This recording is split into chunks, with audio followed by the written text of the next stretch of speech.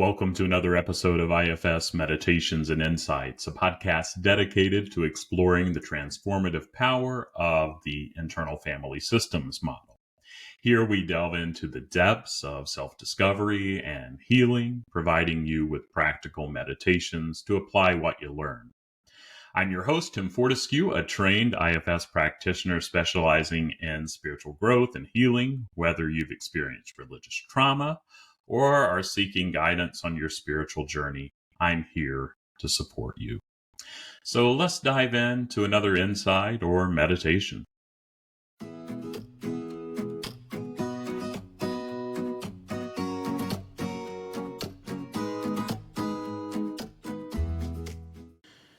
Shame, a complex and often misunderstood emotion, has left its mark on many of us, including myself. It's the persistent feeling that something's inherently wrong with us, that we're not good enough. But I've come to realize that understanding our internal family system and parts through IFS can help us navigate and heal this deep-seated shame. I know that it has for me. If IFS is new to you, you can find more information on my website, faithfullygrowing.com, by clicking on the How I Work tab, and you can find out more and watch a video that I do on the basic assumptions of the model.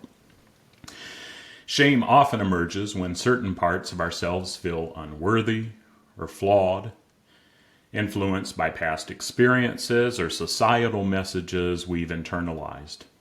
IFS helps us identify and understand these parts, fostering compassion and healing. Imagine struggling with public speaking due to an overwhelming fear of judgment.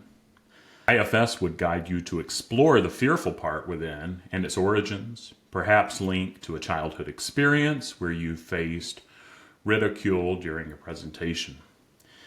And this part, though causing distress, is actually trying to protect you. And with empathy and curiosity, you can communicate with it, acknowledging its efforts and reassuring it that you no longer need to carry the burden of shame. Integrating IFS into daily life involves cultivating awareness, recognizing when shame or other challenging emotions arise, and engaging with them like a compassionate leader of your internal family. Journaling can serve as a powerful tool to uncover and understand your internal parts, facilitating a conversation with yourself on paper.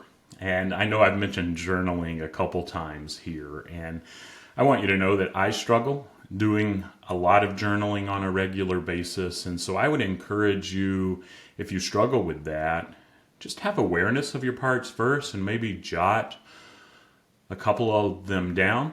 Begin just being aware and making note of your parts consistently, and then see where things unfold from there.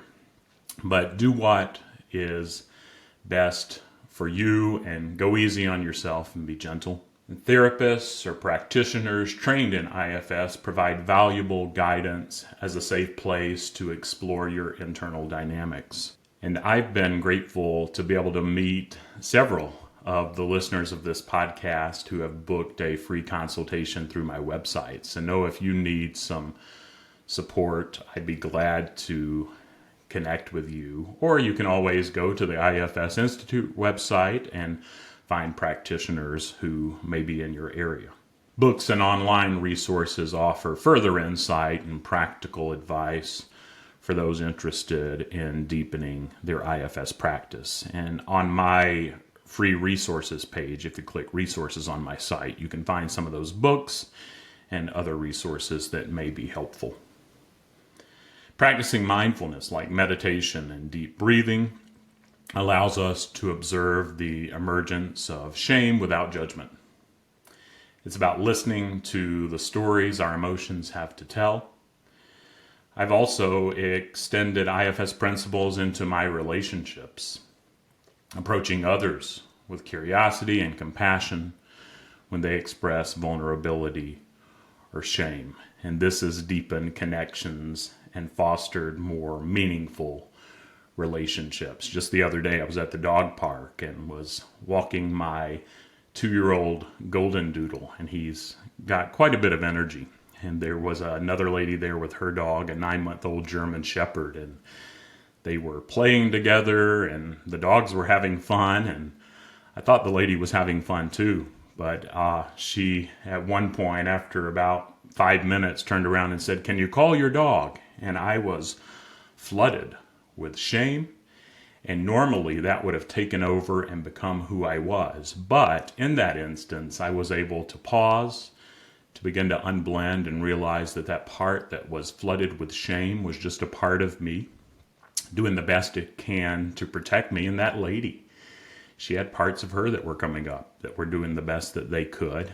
There was no right or wrong. It was normal. And that was an opportunity for me to practice IFS on myself and extend it to the broader world. And I'm finding that when I do this, I'm a better person and I have better relationships with others. Sharing our experiences and insights with others can create a ripple effect of healing within our circles as we're healed within ourselves. Shame often thrives in isolation, but as we open up and show vulnerability, we give others the courage to do the same.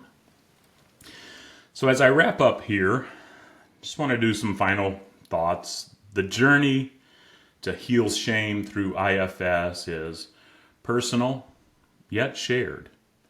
Embracing all our parts, even those triggering shame, with love and understanding can transform shame from a burden into a catalyst for growth and connection. Just like what happened to me at the dog park the other day. And I'm sure you've got stories that you can relate with like this too. And in it all, remember that you're not alone. There's always hope for healing and acceptance. I encourage us all to embrace our internal family, our internal team with kindness. And may your path and my path towards self-discovery be filled with love and understanding. Thank you for joining me for this episode. If you found value in what you heard, make sure to hit that follow or subscribe button so that you never miss an episode, and share it with your family and friends. Additionally, if you have feedback, send me an email to tim@faithfullygrowing.com. And finally, if you'd like some more meditations to help you on your journey, I've compiled a list of 25 plus of the meditations that I've got good feedback on here, and you can get a special playlist of those meditations by visiting my website, faithfullygrowing.com. Until next time, take care, stay curious if you can, and embrace every part of your journey.